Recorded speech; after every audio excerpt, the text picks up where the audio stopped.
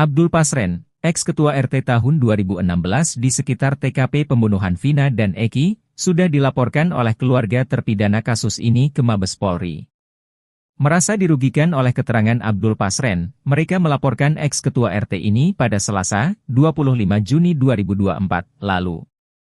Namun hingga kini Abdul Pasren masih enggan muncul ke publik. Ia dan anaknya, Kahfi hilang ditelan bumi saat kasus Vina kembali mencuat.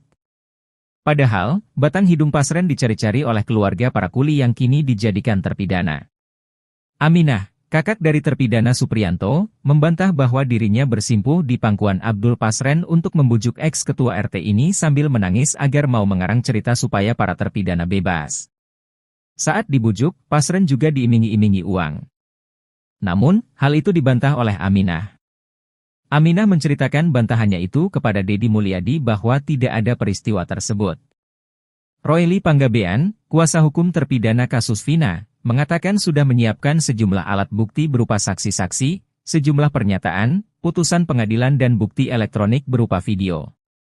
Di sisi lain, kuasa hukum Peggy Setiawan, Tony RM, menilai apa yang dilakukan keluarga terpidana sudah tepat. Ia merujuk dengan pasal 242 KUHP tentang kesaksian palsu di bawah sumpah. Jika terbukti, Abdul Pasren yang telah membeberkan kesaksiannya di depan hakim bakal dijerat pidana. Tony membayangkan, jika kesaksian Abdul Pasren segendang sepenarian dengan para terdakwa kala itu bahwa dia membenarkan mereka tidur di rumah miliknya saat malam kejadian, maka kemungkinan besar para terdakwa dapat terbebas. Pasalnya, kesaksian yang serentak sama itu bisa membantah dakwaan jaksa. Tony mengaku lebih mempercayai kesaksian dari sejumlah warga sekitar yang menyatakan bahwa para terdakwa di malam Vina dan Eki terbunuh, memang tidur di rumah milik Abdul Pasren. Tony pun meminta kepada ketua RT agar jujur mengatakan yang sebenarnya. Sebab, kesaksian ketua RT tersebut bisa membantu membebaskan para terpidana yang diduga menjadi korban salah tangkap. Kita itu, hidup ini tidak selamanya, selagi kita dapat bermanfaat buat orang lain lakukanlah agar bermanfaat. Apalagi menyelamatkan kemerdekaan para terpidana itu, lakukanlah karena belum tahu juga umur kita besok. Tapi kita sudah berbuat baik kepada masyarakat buat orang lain, pungkasnya. Terlebih, Abdul Pasren kini sudah sepuh dan kerap sakit-sakitan sehingga kasus yang terus bergulir ini berdampak kepada kondisi kesehatannya. Bukti yang didapat polisi bila menggerebek rumah Peggy Setiawan Cianjur diakini akan sama dengan yang didapat dari Peggy Setiawan Cirebon dalam kasus Vina. Praktisi hukum Herwanto Nurmansyah meminta agar penyidik kasus Vina Cirebon juga memeriksa Peggy Cianjur. Pasalnya ia curiga ada sejumlah kejanggalan. Peggy Cianjur muncul karena dituduh sebagai anak ex-Bupati Cirebon Sunjaya dan Wahyu Ciptaningsih, katanya Peggy dititipkan pada sopir Sunjaya, Cecep Dahlan Setiawan. Alih-alih membantah tuduhan itu, Peggy Cianjur memunculkan bukti yang justru semakin membuat curiga banyak orang. Betapa tidak, mulai dari akta kelahiran sampai kejanggalan paling disorot pada ijazah SMA Peggy yang tidak disertai sidik jari. Menurut praktisi hukum Herwanto Nurmansyah, jika polisi menggerebek rumah Peggy akan menemukan barang bukti yang sama dengan Peggy Cirebon. Selain itu nama keduanya juga sama persis, ditambah lagi dua Peggy Setiawan ini sama-sama tinggal di Jawa Barat. Untuk itu ia meminta penyidik untuk memeriksa Peggy Cianjur.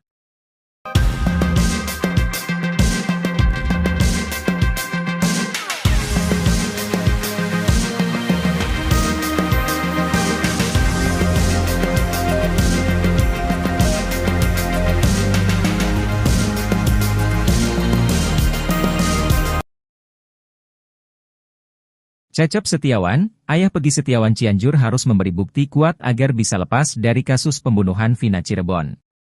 Sebenarnya, Cecep Setiawan sudah berupaya membuktikan jika Peggy Setiawan Cianjur merupakan putra kandungnya. Pria yang berprofesi sebagai kuli bangunan itu menunjukkan sejumlah bukti dokumen seperti akta kelahiran, ijazah SD, ijazah SMK, tahun kelahiran Cecep, dan status perkawinan. Hanya saja dokumen-dokumen yang ditunjukkan Cecep diragukan kebenarannya. Sebab akta kelahiran luntur, jenis kelamin akta Peggy disebutkan perempuan, ijazah tak ada foto dan sidik jari. Tak hanya itu tahun kelahiran Cecep di kartu keluarga berbeda, serta status perkawinan Cecep di kakak cerai hidup, padahal mengaku menikah siri. Sejumlah kejanggalan dokumen yang ditunjukkan Cecep membuat publik kembali menduga-duga terkait kebenaran yang disampaikan. Selama ini Cecep Setiawan dicurigai sebagai sopir mantan Bupati Cirebon Sunjaya Purwadi Sastra. Berdasarkan narasi yang beredar, Peggy Setiawan Cianjur dititipkan ke Cecep oleh Sunjaya dan Wahyu Ciptaningsih. Sementara itu, desakan publik agar Peggy Setiawan Cianjur melakukan tes DNA semakin deras. Tes DNA itu bertujuan untuk bisa membuktikan alibinya di kasus Vina Cirebon. Tes DNA tersebut demi menjawab kecurigaan masyarakat terhadap hubungan Peggy Setiawan dengan Cecep Setiawan. Menyoroti hal tersebut, praktisi hukum Herwanto meminta penyidik kasus Vina Cirebon untuk memeriksa Peggy Setiawan Cianjur. Bahkan menurut Herwanto, Peggy Setiawan Cianjur perlu melakukan tes DNA untuk membuktikan bahwa dia benar anak Cecep. Herwanto menekankan bahwa Peggy Setiawan Cianjur perlu diperiksa penyidik kasus Vina karena dirinya merupakan anggota Moon Raker.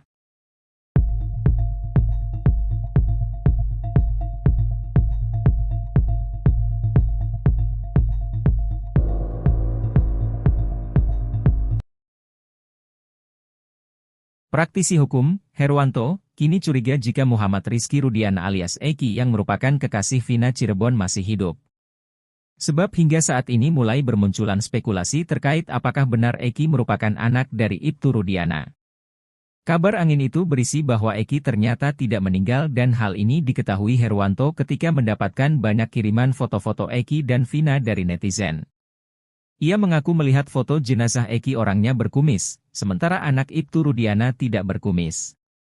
Agar kasus ini tak makin gaduh dan liar, Herwanto mendatangi Mabes Polri untuk meminta polisi mengusut kebenaran itu. Agar kasus ini tak makin gaduh dan liar, Herwanto mendatangi Mabes Polri untuk meminta polisi mengusut kebenaran itu. Ia meminta penyidik untuk memastikan apakah jenazah Eki yang sudah dimakamkan merupakan anak dari Ibtu Rudiana. Kecurigaan lainnya, kata Herwanto, ketika Rudiana ketahuan bermain badminton dengan santai di tengah kasus yang menimpa anaknya. Tapi ini lucu, kalau dia bisa main badminton, ini menambah keyakinan masyarakat apakah benar kalau dia itu sebagai orang tua korban kok bisa setenang itu, kok bisa diam 1000 bahasa. Ini harus dijawab, pungkasnya.